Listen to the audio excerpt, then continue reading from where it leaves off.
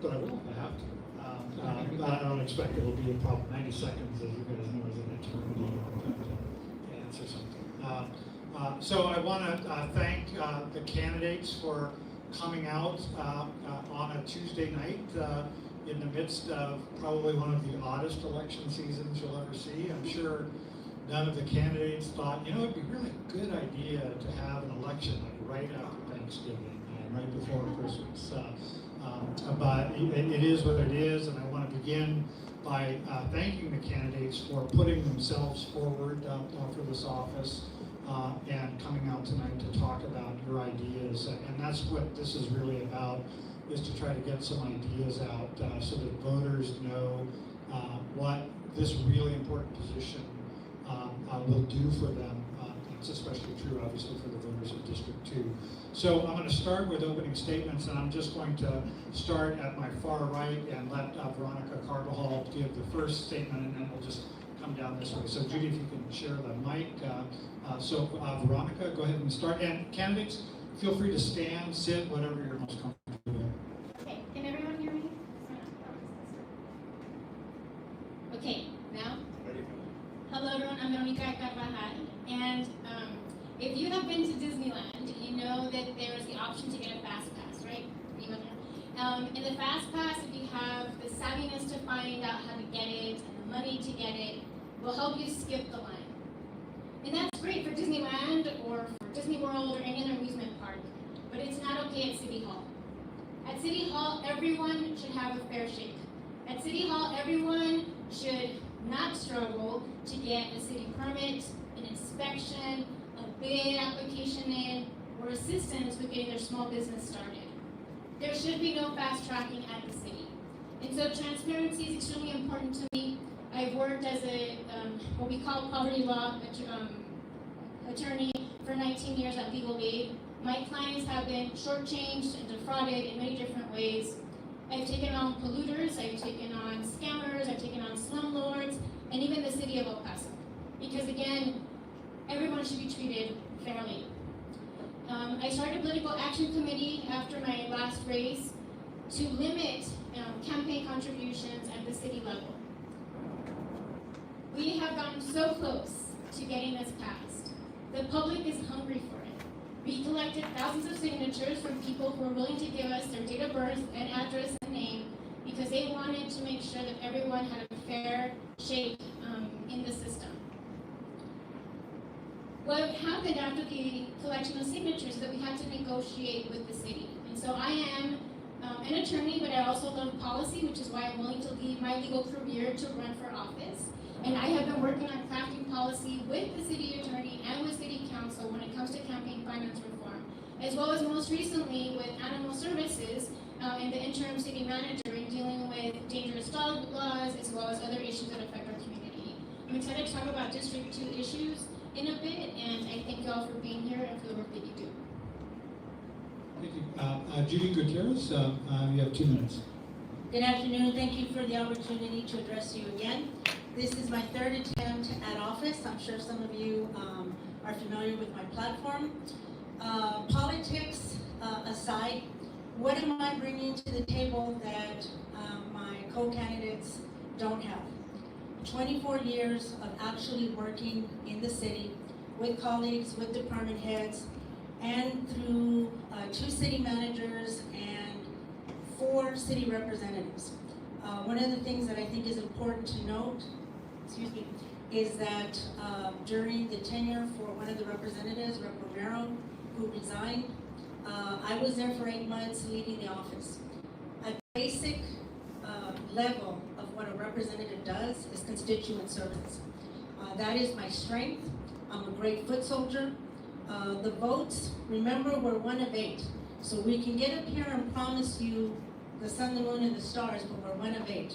My vision for El Paso is a vibrant El Paso. I want to continue to support the revitalization of downtown. I want to support our businesses as I have my last 2 platforms. Nothing has changed. I continue to support businesses.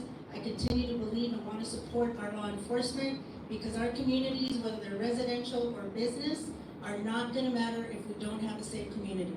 The other thing that I want to concentrate on is actual basic services for the neighbors. They need to have the assistance that they need. They need the resources to live safely and happily. There's so many services that they're lacking right now, and that's what I want to concentrate on. In addition to my 24 years of being a city employee, I am born and raised in District 2, lifelong El Pasoan, and thank you for the opportunity to address you again. Mr. Ben Mendoza will go next. It's a pleasure being here this evening with you. You might ask, or I ask myself, why am I running? And it all goes back to the step law. The last one is brave. It's because you have to be brave to want to be a representative of any kind in the political environment that we live in. Any one of these people, any one of you could do this job. It's just a matter of whether you want to or not. And I want to. And I am concerned with what is occurring in District 2. We have, there's a lot of vagrancy. There is also crime, and our streets are starting to show ill repair. So those are the things that we need to look at. And of course, that may not necessarily be your concern, because most of you probably don't live there, but it is my concern. Another thing is there's been a blooming of businesses in the Five Points area, where the old Sears building used to be, where now the municipal police have their headquarters. We need to continue to grow that area because it's important. And aside from that, what I intend to do is to have a fast track program for businesses so that they will be assigned a mentor so that they can get them through all the red tape in City Hall. Thank you. And final candidate for opening remarks is Dr. Josh Acevedo. Josh, go ahead. Good evening, everyone. My name is Josh Acevedo. I am a lifelong El Pasoan. I grew up in Five Points, been in El Paso my whole life. I've seen all of my friends leave, mainly to Dallas. They begged me to go move over there, and I really just wanted to serve my community, and that's why I never left. I went to Utah for 14 years, got 4 degrees, including a doctorate in education, and I think that I'm really passionate about serving my community. That's why I've been at PISD for the past 4 years. And we've done good work. When I got there, it was a mess of an organization. It was really bad leadership. I got rid of the superintendent in 15 months, and I feel like it's deja vu all over again with Tommy Gonzalez out at the city earlier this year. I thought that was a great move. I want to be in this position because I want to make sure that we have a strong voice for a city manager search. I've already done that at PISD. We got a superintendent in there that is actually ethical for once and is picking up the pieces that the Cabrera administration left behind and really making changes to systems, processes, and policies. I want to do that at the city. I want to get a good contract for the taxpayer for once. We don't need $1,500 car allowances. We don't need $1,000 monthly home office allowances. We just need a salary, and we just need a retirement system just like any other employee. That's what the current PISD superintendent has. I'm proud of that work. And I also want to make sure that we get to work on the dilapidated buildings throughout District 2, from Northeast, Central, South Central. We see all of these buildings. We need to start investing in these buildings, make them into restaurants, community spaces for our families to enjoy. We need to make our services functional at the city. A lot of departments are understaffed, from the parks to 311 to animal services. We need to get to work and get something better in place with the new city manager that needs to be community oriented and ethical. And so that's why I'm running for District 2. Thank you. Going to the questions now, candidates on a rotate who gets to answer first and everything. So Judy, this question will be to you first. We're going to talk a lot about kind of big citywide issues tonight, but I wanted to start first. You all live in District 2, and you will represent that specific area on the council. So I'd like to start by asking you, what are one or two really big issues in the district that maybe are unique to District 2 that don't get enough attention from the rest of the city that you would want to address if you're elected? Judy? Okay, one of the things that has come up as I have been walking is the migrant center right in the heart of District 2, the Bassett School. We have no business dealing with any federal issues. I was opposed to the city buying Moorhead. We need to take these migrant centers out of our communities. You know, they always say the West Side gets everything. Well, the West Side got the migrant center, but this is now the second time that we've had migrants there at Bassett Center.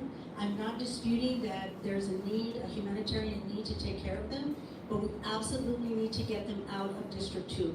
That's number one. Number two is going to be law enforcement. We have the headquarters in the heart of District 2 at 5 Points, and response times are not what they used to be. We are now 500 officers short. We used to be at 300. We're now at 500. We're not getting the we're not getting the recruits, and so that's something that affects everybody. But it does affect District 2 because that's the one thing that we keep hearing is that we've got a central command right by the courthouse. We've got headquarters in District 2, and yet we cannot get officers to respond because we're so short-staffed, and then they're having to deal with so many issues that are not really critical or life-threatening. So those are two issues that I want to or will address once I'm elected to City Council. Thank you. Ben, I'll go to you next. Josh, why don't you hand the mic to Ben, and then it could be 2 and 2. Talk about a couple of priority issues within District 2 for you. Well,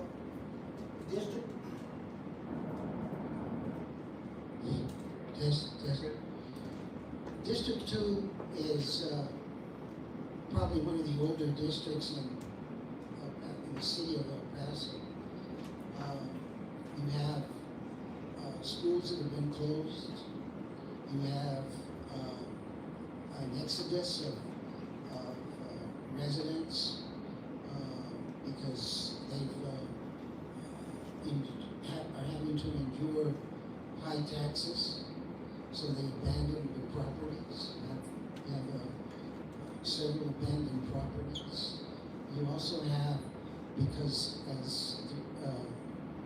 the previous person mentioned, you have vagrancy because you also have these immigrant centers at Bassett and Bassett Middle School, which I don't know what they're going to do with it, the school district, but it's being used for that purpose. You also have, we really don't have any really rec centers where kids can go. We have those splash facilities where they splash around in the summer. We have several pools that have been closed in that area that need to be revitalized and open. And of course, we also have to do our best to curb crime because especially in that area that's been developed, there's been a lot of shootings and killings there in the 5 Points area, and we need to get behind law enforcement and curtail crime. Thank you, Ben. Josh, what would be a couple of priorities for you within the district? Yeah, so I kind of touched this on when I was introducing myself, but I think right now what we see is that there is a lot of revitalization coming into Central El Paso, 5 Points area where I grew up, down the street from there. There are new restaurants coming in, and I'm really happy about that, to really see that come to life. I think we need to do that throughout District 2. I really want to focus on Northeast, South Central, and bring stuff to those areas because I think there's a lot of blighted areas throughout those areas. I think both of those have really been forgotten over the years, and I want to make sure that everybody's going to be happy with what's coming. I think with the many vacant properties that EPISD has had, one of the things that we've been pushing at the district is to come in and actually ask the community what they want to see at these vacant properties. I've been saying over and over, there's rumors swirling on an EPISD bond is coming, and I just don't think that a bond is the smartest decision right now until we get rid of all those properties. And I think we can actually partner with the city on a lot of these things. That's something that the city's not necessarily doing. The school district, the city can come together and actually make something out of these great properties, ask the community what they want to see, and then go out and talk to developers to make sure that that happens. We're underserved in healthcare, we're underserved in many different areas, and I think that those vacant properties can really be served in that purpose. And Veronica, a couple of priorities for you in District 2. So District 2 goes from Hondo Pass down to the border. It's a really diverse district with the most beautiful views, I think, wherever you are in the district. We've talked about abandoned buildings, and we have a lot of abandoned homes and about abandoned commercial buildings. With the homes, I think that if we're able to move on foreclosing because they're not on the tax rolls, we need to do that. If they are current on their taxes, we need to move on to code compliance issues. A vacant building doesn't do anyone any good. It becomes attraction for vagrancy, as well as the many stray dogs and cats we have in the community. There's dangers with fires, etc. And they're not contributing to the revitalization of the community. In terms of the commercial buildings, that is where I would really love to use our tax incentives. We know that we have a food desert both in the Northeast with Albertsons closing and in South Central with the Food City closing. We have these ginormous buildings. People need groceries. So we could provide incentives, but also require in our public-private partnerships that the public actually get more than the private interests do. We could require things like a shuttle. We see so many elderly folks carrying their groceries from one spot to another in my area. We could require, again, great paying jobs, etc. So that's one priority. The other priority that I've been working on as an attorney at legal aid, but plan on, I'm still working on either as a member of the MPO or just on city council, is the traffic backlog that we have on I-10. All of us have seen it. It's I-10 West, I-10 East, it's Pershing going into Juarez. I-10 Connect is one of the most expensive debacles that we have seen TxDOT try to implement. And it is in my district, in our district. And so we need to figure out how to get the semis off of I-10 Connect as well as off the Bridge of the Americas. The expansion is coming up. $700 million are going to be put into building on the bridge. But we need to invest some of that into public transportation, and the other part of it needs to be removing the semis. We had a car accident. We need to wrap up. We will have more chance to talk about Thank I-10. you. So. Those are the two issues, Yeah. and at least two. Yes, thanks. So I want to start talking a little bit about some citywide issues that the representative in District 2 will have a big say in. And Ben, we'll start this question with you. In the coming year, the City Council will hire a new city manager. What qualities are you going to be looking for in a candidate for that position? That's a real good question. You know, I used to own 3 franchises where I was foreman, where I had owned 2 in El Paso and 1 in Las Cruces. And the people that I hired represented me, because when people would come to my store, it would be like I was attending them. And so it was real difficult sometimes to find good people. A city manager should have probably the most important quality would be integrity, because it's important that this person not lead the council astray. It's unfortunate that we have to have a city manager, and I blame that on my fraternity brother, Joe Wardy, for doing that. And because we've had, it's cost the city more than what we've really gotten back from them, to be honest with you. I like the old idea of the OMB, Office of Budget and Management, where the mayor would handle, and with his director of OMB, Well, we'll need to wrap up the answer. okay, would handle whatever the needs of the city were. Thank you. Josh, qualities in the city manager for you?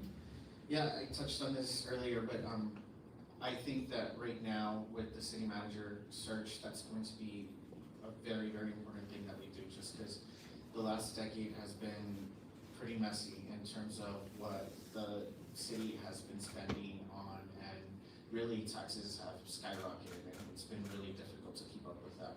So I think we need to get somebody that's actually going to be community oriented for once, because if the city manager is not working with the community, it's going to turn into a real dysfunction like it has been for years now. And I think a lot of times we just need to bring everybody to the table and just kind of discuss like what's your position and find some common ground. And I want to make sure that the city manager can do that.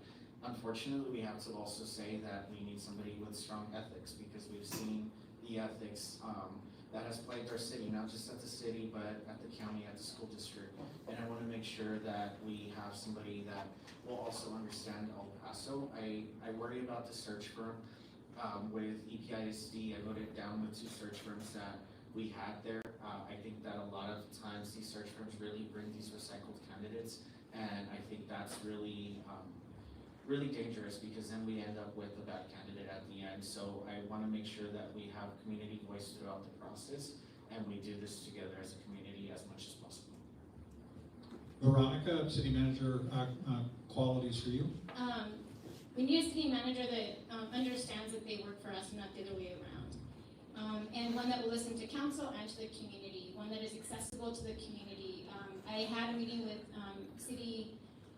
interim city manager Kier Weston just a couple of weeks ago that was organized by animal rescuers to just talk about how the $12 million budget at Animal Services is being misspent.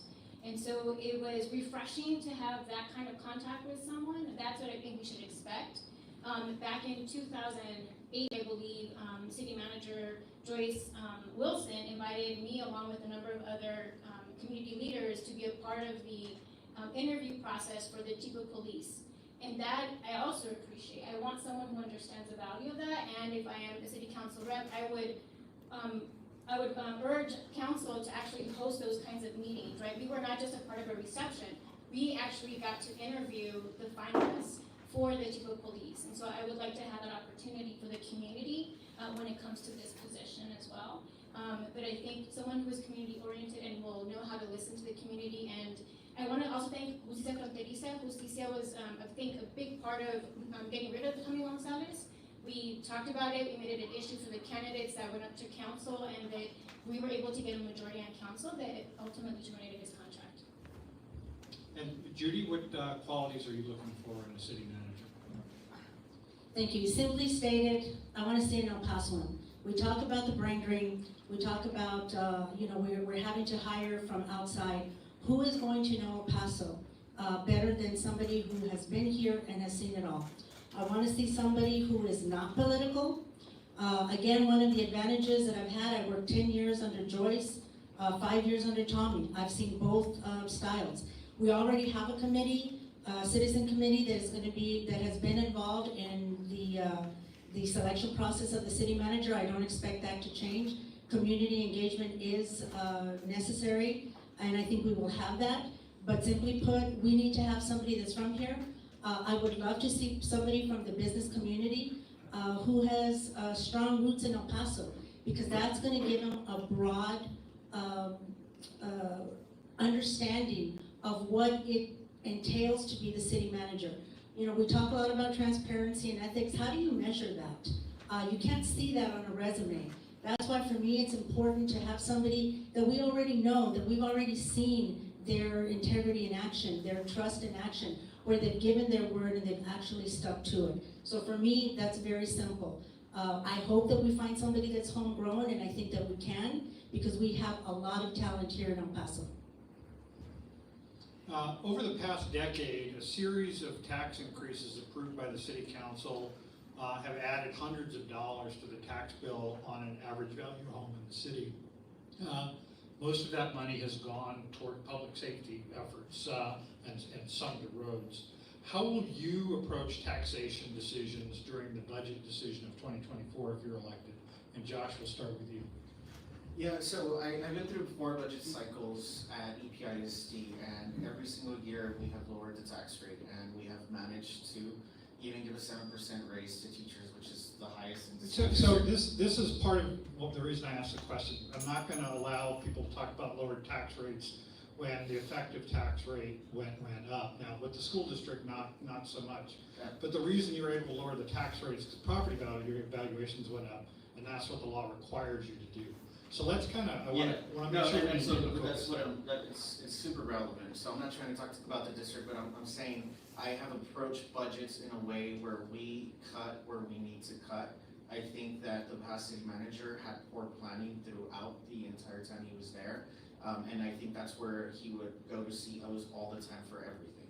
And I think we can't do that. We need to make sure that if some services are not functioning or if some services are not adequately staffed, we need to move money into those areas to make sure that they are adequately staffed and cut from other areas. I think that's why when you call 311, maybe you don't get an answer all the time because 311 is severely understaffed. The same thing is happening in our parks.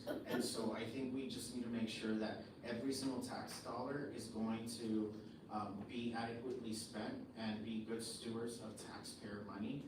And that's what I've done at EPISD every single time.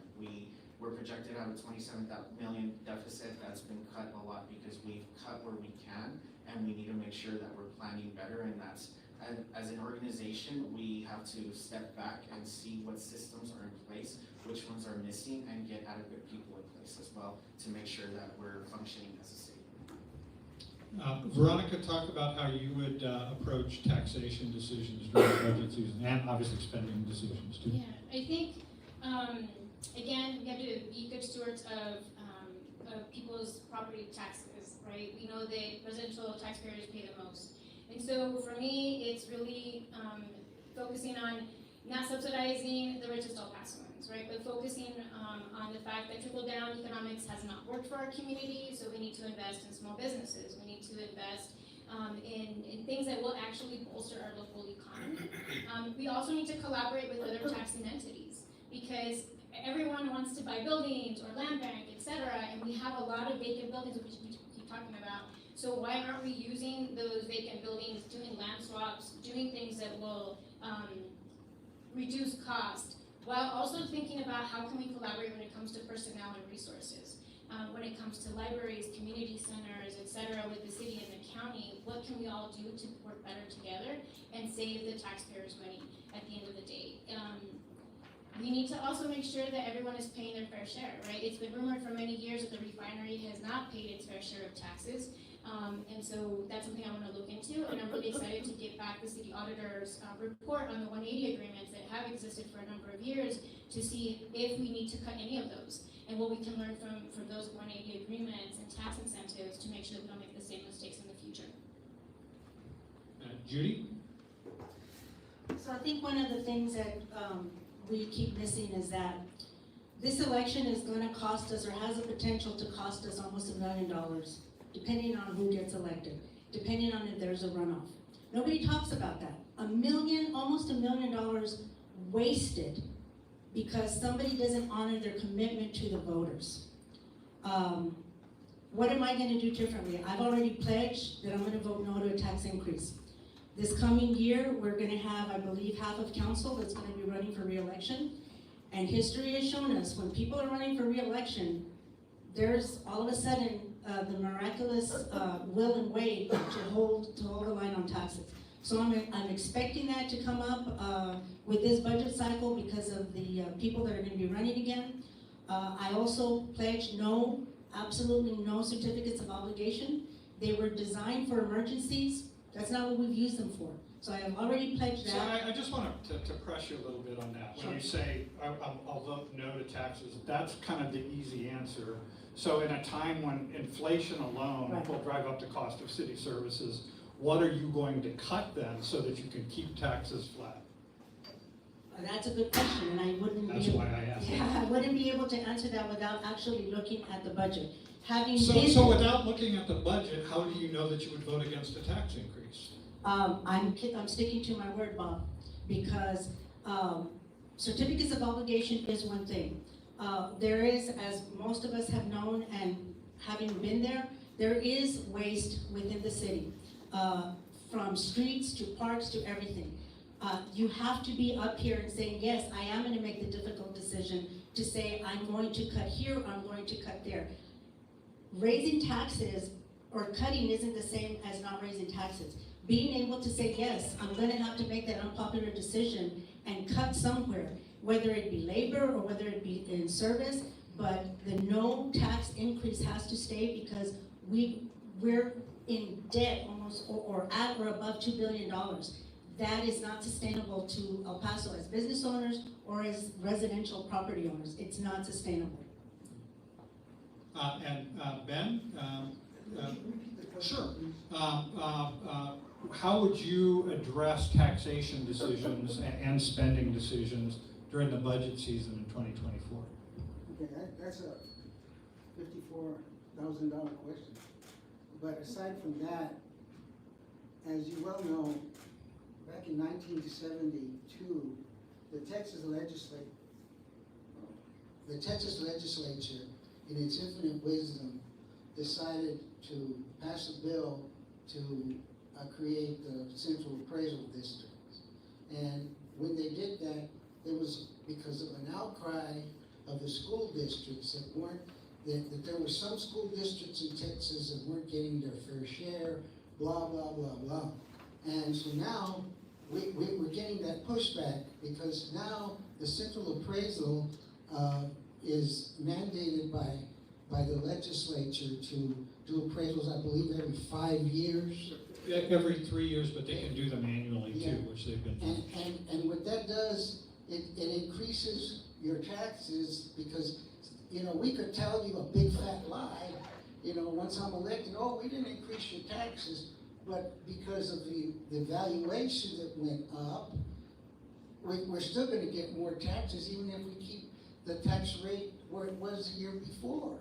So, what I propose to do is, I would like to, if I could get the other members of council to freeze the tax rate as well as any increase. And as far as cutting, you know, that environmental control thing that runs around all over town telling people they need to cut their grass and wasting gas, we gotta stop that. This is an issue that Judy just brought up, and so I want to build off of it. Veronica, we'll start with you. Certificates of obligation are debt instruments that are issued without voter approval. I think everybody knows that. Under what circumstances, if any, would you support the issuance of certificates of obligation? Veronica, we'll start with you.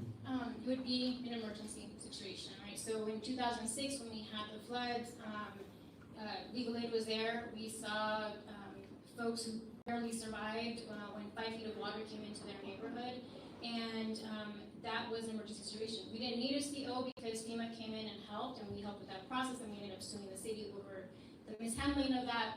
But such a situation would be the only one that I would vote to approve a CO.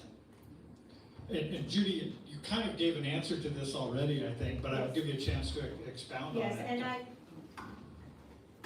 think it's on. Hello? Okay. Yes, again, I do not support COs for entertainment. COs were designed for, and again, I was there at the city when the flood happened. A lot of the flooding actually happened in District 2, and the rep and I were actually out there standing there helplessly, watching people's homes flood. And it is correct. FEMA fortunately came in. It was an emergency, declared an emergency disaster. But you know, these have been on every candidate's forum for the last 10 years because we've abused them. City Council has abused them. And so no, short of, because we're El Paso, the only catastrophic event that we can have, and I hope I'm not jinxing us, but it's gonna be rain, it's gonna be a flood. You know, there is no reason here, and you all should hold each one of us to that commitment, that we say no COs unless it's an emergency. And yes, FEMA has to come in, but that's it, I'm done. The city as a whole needs to be done with issuing COs for water parks and everything else that's entertainment. That's what the budget is for.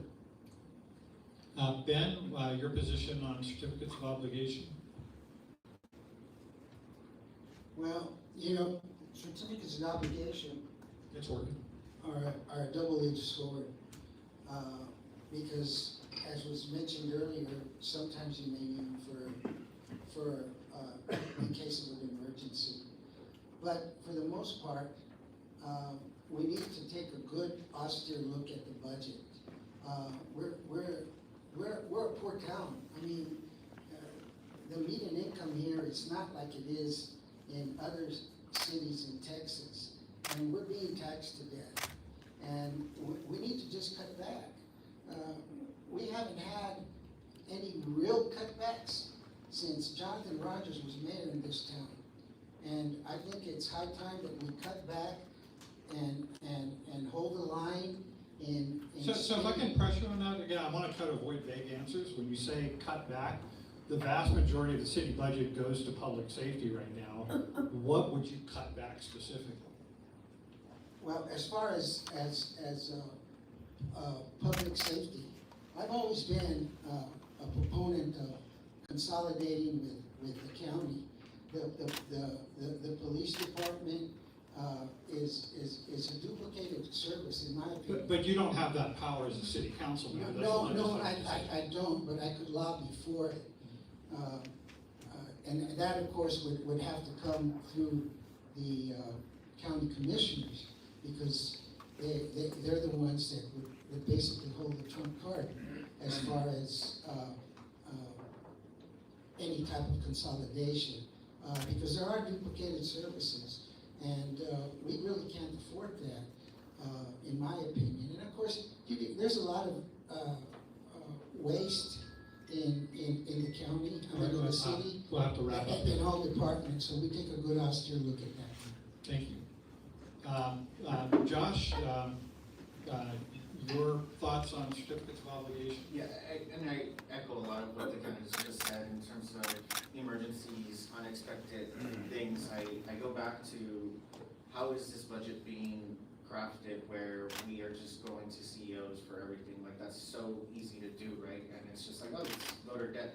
But I think we just need to make sure that that's not the answer to everything. I also think that it's really unrealistic to come out and say, I'm going to hold the line on taxes. You hear it through any election cycle for any position, because a lot of things happen and some of them are unexpected, and I think that we need to make sure that we're being realistic with the voters and saying, yeah, I'm gonna try everything that I can to be a good steward of taxpayer money, but when an increase happens, I think we need to be able to explain why that increase happened or why you voted against it. So I just can't commit to say I'm holding the line and everything, but just make sure that we are good stewards of taxpayer money. Judy, you get the first swing at this next one. And again, you've mentioned this already, that we're having a special election to fill the final year of a term that Representative Adele was elected to, and she was resigned to run for another office. So if you're elected in this special election, will you commit to seeking re-election in November? And Judy, we'll start with you. I have already stated that I am running for office right now to serve you the next 10 or 11 months, depending on if there is a runoff. Again, one of the advantages that I've had of working for 4 city representatives is the day they're elected for their 4 years, they're running for re-election. Many of the votes, many of the actions are taken, and it depends, well, is this gonna look good for me in 4 years? I don't know. I don't know that after serving 11 years and committing, I'm committing my salary back to the district should I get elected. Because as I mentioned, we're already sticking it to the taxpayers with this election. And on top of that, I'm gonna say, oh, and pay me a $60,000 salary. So I fully intend to pay the taxes on whatever income I get, but it's going back to the community. And I can't give an honest answer that I would run for re-election because I'm not looking that far in the future. I want to run for office now to serve the public to my fullest capacity these next 11 years, 11 months. And I think that for me that's important because I've also been there with many representatives who it's not what they thought, it's not what they wanted, but I'm committed to 11 months. Okay. Ben, are you committed to seeking re-election next November if you're elected this time? I'm making it official. I'm gonna run for mayor. Not really. Yes, I'm committed to fulfill the unexpired term, and then we'll just have to see what happens after that, whether I decide to run for re-election or not. That would be something that I would have to really think deep and hard. Josh? Absolutely. I think that a lot can be done in a year, but at the same time, I think with where the city is, with the city manager search and getting somebody in place, I think to build that team as a council with the city manager and to start putting systems, policies, and processes in place to make a change for the district, for District 2, for the city in general, you need more than just a year. And so I've seen it already happen at UPISD. I've been there for 4.5 years almost. And I think that that's been sufficient time to really lay that foundation to get us to the next era. And right now, I think we need to have a council person that's gonna be here for this next year and then for the 4 years after that. And Veronica, the last chance of this question is yours. It's going to depend on the constituents. The community will decide, and I will decide with them, whether they want me to be in District 2, or if there's someone that's more qualified. It would be wonderful to have actually a city rep in District 2 that's from the South Side. Historically, we haven't had a lot of people serving in office who are from the South Side, which has historically been the area most neglected, most discriminated against in our community. And so I'm not here to take up space, I'm here to make change. And I know that this next year is going to be full of changes and decisions, and that is why I decided to run now. What happens between now and November of next year, the community and I will decide collectively to make sure that we're being strategic and that we make the best decision that will benefit District 2 in the future. And so, Veronica, there's obviously a subtext to the question that I'm sure you picked up on. You ran for mayor in 2020. Aside from Ben's announcement here, are you also thinking of running for mayor in 2024?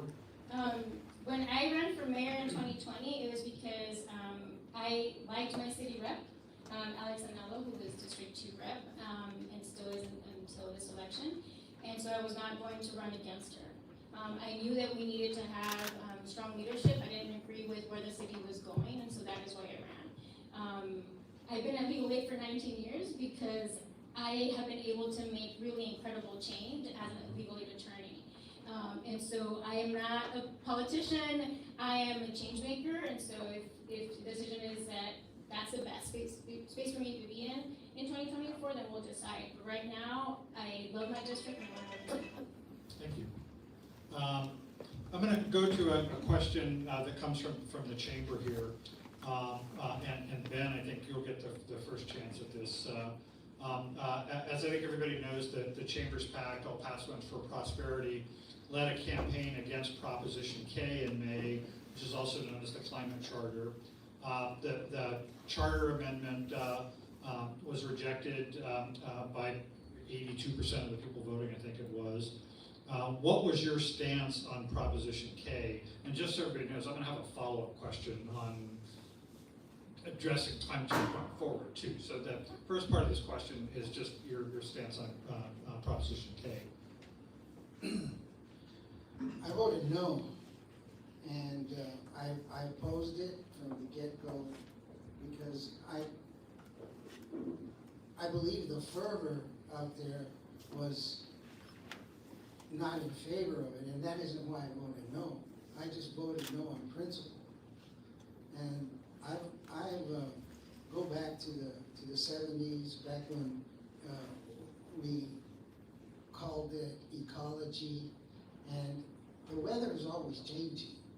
I mean, we don't know whether it's going to rain or snow, or it's going to be wind.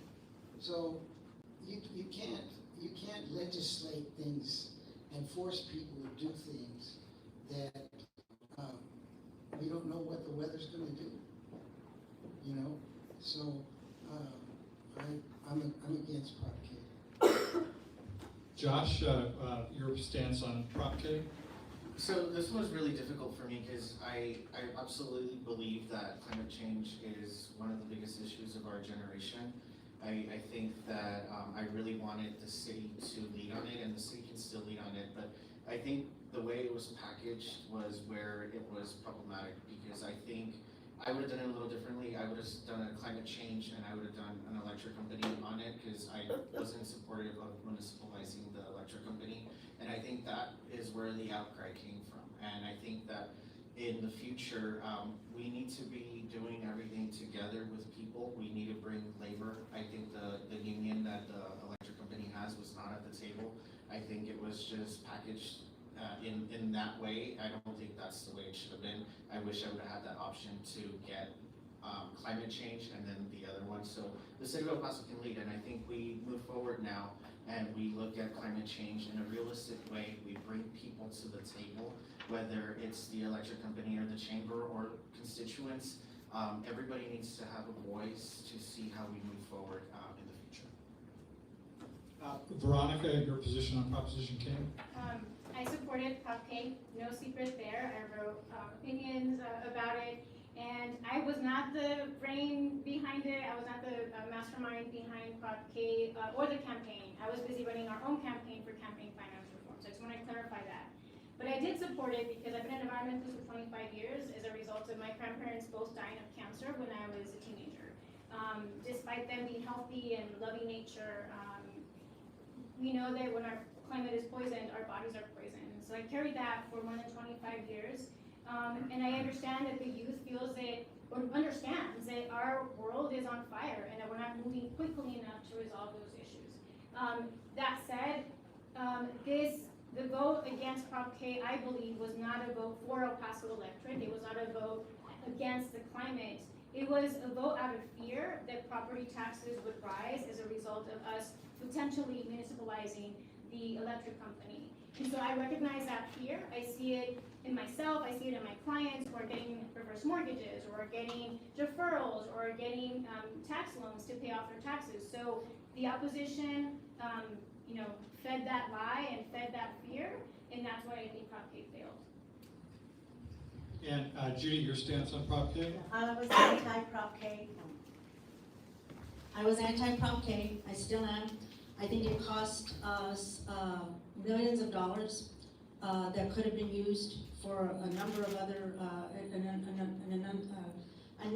resources. I do believe in climate change. I think we all do. I think it's naive for us to say that climate change isn't happening. Municipalizing the electric company, and I said it yesterday at a forum, the city can barely run the water company. We can barely run the city, and then we're going to attack on another utility. So I'm very much against it. I would not be opposed, because I think it's our job as a representative to help the opposition bring something to the voters that has language that the voters can understand and that the voters can approve, and working together with all the stakeholders. I think a lot of the stakeholders were left out, but at the end of the day, the $6-7 billion price tag was not something that I could support, and in addition, it gave the vote to very few people. It was only the people of El Paso that got to vote, yet this is a regional issue. It affected not just the citizens of El Paso, but the county, and also the rest of El Paso Electric customers, which are far and wide. So yeah, I can't support Prop K. All right, so here's the follow-up question. In the, 5 months since Prop K failed, El Paso has experienced the hottest 5 months in its history, and it's not even really close. And it's not even surprising that we've been in this trend for the last 20 years quite clearly. And all respect to Ben's comment about not being able to forecast the weather, we know what's happening with the climate. We know that life in the Chihuahuan Desert is being reshaped by warmer temperatures. So you've talked about how each of you felt about Proposition K. Let's talk about going forward. What policies specific to the city government would you support to mitigate the impacts of climate change? And Josh, we'll start with you. Well, I'm happy that there's a climate office now, and I think that's a step in the right direction. And I think that we need to be more strategic about how we look at our buildings, how we're getting our energy, how we could be more efficient in that. Because I mean, we all experienced the record. I forget, it was 40 days, Bob? Straight of 100. 44, but who's counting? Yeah. Okay. And so that was just really shocking to see, you know, but also not surprising. So I think that we as a community need to come together. I'm not sure that right now we need a ballot measure to figure that out. We just need to get everybody at the table to start brainstorming about how we tackle climate change as a city, as a county, as different entities. How can we do that? I mean, we look at a lot of our bonds, and I don't think that any of the bonds that we've seen have really integrated, let's say, climate change into that, right? How are we going to be more efficient? How are we going to look at any buildings like EPIC needs a lot of HVAC throughout the schools? How can we do that in a climate-friendly way? And I think those are the conversations that we haven't really started to have, and we need to start having. Veronica, what city policies would you support to mitigate the impacts of climate change? I graduated from Brown with a degree in environmental studies in 1998, 25 years ago. And we thought we were not going to make it to 2023, right? It was a lot of gloom and doom. And now we have a lot of more innovation. We know what cities have done that have worked. We know what hasn't worked. And when I got home in 98, I did air quality work because it was right after NAFTA, and we had all of the semis coming through. We had all this congestion. Bodies just boomed. And so what were we going to do? We haven't done a whole lot. Our air quality is still one of the worst, in addition to the hot temperatures. And I did Ozone Action Day outreach for years, and so when we have hotter days, we have higher instances of ozone, because ozone is created by heat. And so some of the things that we can do, of course, is renewable energy, both community solar at houses, but also city buildings, and private buildings as well, but public transportation, right? Are you talking about like city incentives for Yes. that kind of development? Yes, and right now with the Biden administration, I mean, billions of dollars have been issued to address climate change, and so we need to be at the table getting that money, but also public transportation, which we talked about 25 years ago when I got back. There hasn't been a serious investment, either public transportation across the bridges, across the city. A lot of us would rather not drive. They would save not only emissions and air pollution and not contribute to the urban heat effect, but it would also bring down costs at the family level, and we just have not had anyone seriously think about how to strategically implement public transportation short of the trolley. Judy, city policies you'd support? So definitely there are incentives already that the city has, that the county has. I 100% support our LEED buildings that are being built. I don't want to impose and wouldn't support imposing these type of initiatives on a property owner, whether the developer, whatever it is.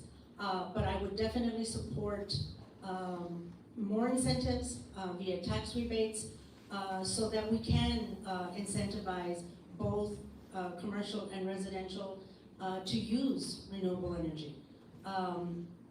It is very expensive. That's one of the things that isn't talked about. It is very expensive. And yes, right now we have the funding from Biden, but this isn't a short-term solution. The other thing that isn't talked about with our air quality and everything else is we're a border city. How do we accomplish this when so much of that pollution, so much of the traffic, so much of everything comes from Juarez? We do. Everyone says we've got to do this, we've got to do that, But the reality is, Juarez is not gonna come to the table. We've been talking about this for years and years, but as a city So representative. do we just do nothing because Juarez won't do No, it? as I'm saying, as a city representative, we do what we can on our side, but that the public has to know that, it's not gonna be. So that's the question, what is doing what we can on our side? What- So, the initiatives, the tax rebates, so that there are more, development with, especially the housing authority did a really great project, at Paisano, and I will support that 100%, but I'm not going to stand here and say, I think we need to make this a policy that all buildings, all new development going forward is gonna have to be, LEED certified. I can't support that. I don't believe in telling the property owner, the developer, whatever, that this is what they have to do, but to incentivize them, absolutely. Thank you, and Ben, the question goes to you finally. What city policies would you support to mitigate the impacts of climate change? Getting back to climate change, I believe it's part of the evolutionary process. For example, out here at Oro Grande, when Cabeza de Vaca came back in whenever the hell it came, there he saw this lake. I thought it was an ocean because Oro Grande used to be underwater. So climate change, evolution, whatever you want to call it, it's there and it continues as we. Again, with all respect, that's not what the science says. The science says it's not evolution, it's the cumulative impact of pumping greenhouse gases into the atmosphere, which is not evolution, it's human impact. So- Well, okay, so I'll give you the gas. But aside from that, I was in Beijing, China, and I remember early in the morning, these Chinese were out there exercising, and there was a dark cloud over Beijing. And I said to myself, if this dark cloud is here, how long is it going to take to get over here across the ocean? So you see, the problem is that it's like an oxymoron, because we can't control those things as much as we like to. But getting back to your question about incentives, I think what we need to do is we should have no drive days. We can have take the bus day, those type of things that, if the people, are really, really concerned about, breathing fresher air or breathing, having a healthier life, you're gonna have to do that. Maybe cut off the electricity, I don't know. I mean, there's all these crazy things that we can do, but we gotta think out of the box. Thank you, Ben. This next question also comes from the chamber, and it deals with the multi-purpose center and arena that was approved by voters in the 2012 quality of life bond issue. There had been a plan by the city council, city government to site it in Duranguito. Earlier this year, the city council voted to remove the siting from Duranguito, and now the city is also looking for other possible sites. So the question is, what vision do you have for the future of this multi-purpose center in a way that also honors the wishes of voters back in 2012? And Veronica, we'll start with you. As you all know, I was involved with the litigation with Duranguito, and I'm very familiar with the bond language and the process. We voted on a multi-purpose performing arts center. That is what we must deliver. The Supreme Court has said that we can also have a sports component. We're not required to. And so in terms of the money that is left over for that project, I think it is enough to do a multi-purpose performing arts center. And we can also choose to do it downtown. It doesn't have to, obviously, not in Duranguito, but it could be at the convention center. It could be elsewhere where we already have land. We've talked a lot about land today. So making use of land that we already have. I also worked on the Asarco case. Maybe have it at Asarco. We did a lot of work to make sure that it was safe, and no one has tried to buy that piece of land. But it has, lots of amenities as well, and parking, etc. But So- the city does not own that land. No, of course not, no. But at this point, I think the trustee, Mr. Puga, would want to unload it. So again, if we can maximize the use of existing resources, that would be fantastic. So that's what we have to deliver. And I hope that we are able to deliver within the budget that we have now. There is now a new nonprofit that is working to revitalize the buildings in Duranguito. And I think that more ideas like that need to come up. We have a treasure trove of history in that community, and it should include a component of affordable housing, as should most of our projects, because that makes sure that the community is alive 24 hours a day, not just when we have a concert. Thank you. Judy, your views on the future of the multipurpose center, and you were working for the city in 2012 when the bond issue passed, so you remember it. So how would you honor the wishes of the voters? So I supported the arena in downtown. I think it would have contributed. There is a human element that I never considered, and so I've already gone on record to state that. This is all in one point. My understanding is that the arena site has already been selected. It's not going to be made public yet, but it's a done deal. I don't have any details, but I was told that it is going to be held to the 180 million. So if this comes to council after one of us is elected and we need to support it, I want to hold to what the voters said, 180, and that's it. Again, we cannot continue to dip into the general fund, to dip into COs, to find something that the voters didn't approve. So the 180 is what is budgeted, and I will support doing the arena. For me, the area really doesn't matter anymore. I think what matters is that we don't use eminent domain to displace homeowners or even business owners. But as long as the arena is in a site that is agreeable to everybody that is involved, and there's not any more tax dollars used other than what the voters stated, then I'm going to support that 100%. It's probably an obvious question, and you would not support the use of certificates of obligation to raise the price of... No, absolutely not. Not for entertainment. For TxDOT, because I am a supporter of the infrastructure, but not for the arena. And, Ben, your view on the future of the multipurpose center? It's too small. You know, if we're gonna build something, let's build something grand. You know, we already have the Civic Center, and of course the university has a special event center. If we're gonna build something, let's build something grand. I don't know where those sites are. Maybe it's back where Cohen Stadium was, where they demolished Cohen Stadium. I don't know where that is, but if we're gonna build it, let's build it grand. How would you pay for it? You know, that's a real good question. I'm good with the good questions. Well, I guess we'll have to piecemeal it. We'll build it, you know, a certain size where eventually when we have enough money, we'll expand it.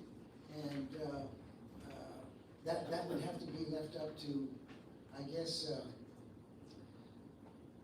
well, if it's gonna be too expensive, let's just forget it, you know? Let's just not even bother with it. I mean, come on, let's be realistic here. If it's gonna be too expensive, let's not do it. I mean, let's not bullshit ourselves, come on. I think we have a new city motto at least. Josh, your view on the future of the multipurpose center? I think this is just morphed so much in the last 11 years, and I still can't believe that we're talking about the 2012 bond and 11 years later. And I think that even the arena as itself, the last I heard, it's a 4,000 seat arena at this point, and it's not something that was what we thought it was, right? And I think that very supportive of Duranguito not being used for that site. I think we have seen a loud and clear message that when we're doing something like this to displace people, it's the wrong answer. So with the $180 million that was 11 years ago, inflation has hit us, and I think this is why we're at, right? And so I'm hoping that it can stay within that budget. If we have to build it, then maybe it transforms into that 4,000 seat arena. But what does that look like? Does it look like a place where we can partner with school districts at that point to use that? Socorro and the school district has the SAC on the far east side. We don't have something like that in the heart of the city, and so I think that's also worth looking at for children to be using that for their sports events, for performing arts, anything like that. I think that would be really ideal. I think this will be the last question. I thank the panelists for giving so much of their time tonight. We've already kept you over time. And this is another question submitted by the chamber, but it actually comes from the El Paso Mobility Coalition, and this gets back to something that Veronica was talking about in her opening remarks on the future of Interstate 10 and transportation needs in the community. That downtown section of I-10 is more than 50 years old, and it has high traffic loads at times and traffic volume problems. So one of the ideas put forward is the Downtown 10 project, which in full disclosure, obviously the chamber supports.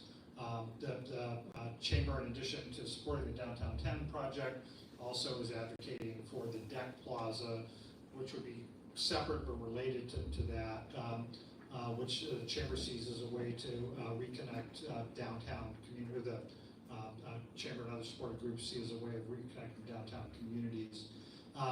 So I'm curious, are you in support of the downtown project as well as the deck plaza? And I think, Judy, we're going to start with you this time. So again, when I ran in 2020 and 2021, I met with Tracy Yellen because I wanted to be educated about what the deck plaza was, the cost, and what it entailed. I went on record to say that I support it. I still support it. However, I do want to mention this. I understand that there have been some changes, and now I think the public component has increased. And again, I'm sticking to my word that we cannot continue to increase the taxpayers' burden.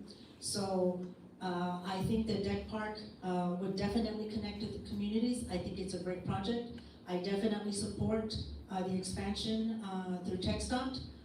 This is a corridor that connects east to west. To not do it, to not address it, I think is irresponsible. So I'm in full support of the TxDOT component. The plaza, the one in Dallas, the one in Phoenix, they're great. I think everybody who has gone to it doesn't understand it until you've seen it up front. I understand the public-private partnership component, but if we're going to stick it to the taxpayers, then I can't support that. So I need to meet with Tracy Yellen again and fully understand where we are with the funding to be able to say that I'm going to support it 100%. So, Ben, your views on the Downtown 10 project as well as the proposed deck plaza? Well, they've always said that if we build it, they'll come. So, I don't know. That's a good question. Do we really want that? I don't know. You know, we're trying to run a municipality. We have a champagne taste, but we're running on a beer budget. And we can't do that. We can't continue to do that. Of course, you know, there's always the poor taxpayer that, you know, you just go ahead and increase the taxes. And it's apparent we can't afford it in this community. Earlier, because I parked a distance away, I walked through downtown Plaza, and it's inspiring.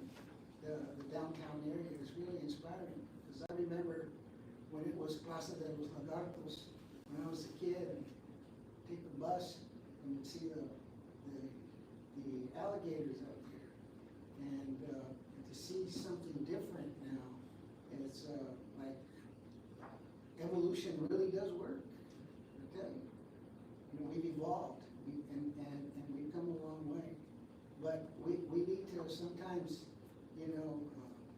hold the budget. Because if we don't hold the budget, we're gonna be in deep debt. Thank you. Josh, your views on the Downtown 10 project and the debt plaza? So the short answer is I am supportive of it. I think that this has been a project that we've seen really evolve over the last years, and I think that it's really showing that TxDOT has really come to the table and actually listened to the feedback from the community. I think from the onset, it was a lot of people were really opposed to it, and I think TxDOT has really listened, and the latest plan, I think, is really good for our community because it involved community voice, and I think that this new era of TxDOT is something that I really like, and I look forward to working with to make sure that we're making decisions as a community. And Veronica, the last word for the whole forum tonight goes to you. Your views on the Downtown 10 project and the debt plaza? No, and I'll go on the record, I've called TxDOT an abomination in the past, recent past. I think again, I-10 Connect has shown us that TxDOT has no credibility in this community.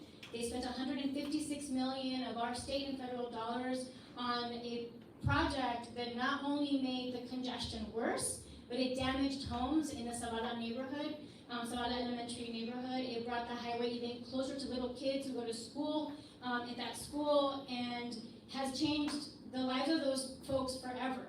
And has increased air pollution, traffic, etc. So no, I do not want to give them the keys to expanding I-10. We've already submitted comments again based on that, and are getting ready to do a complaint against them with the U.S. Department of Transportation for what they did with I-10 Connect.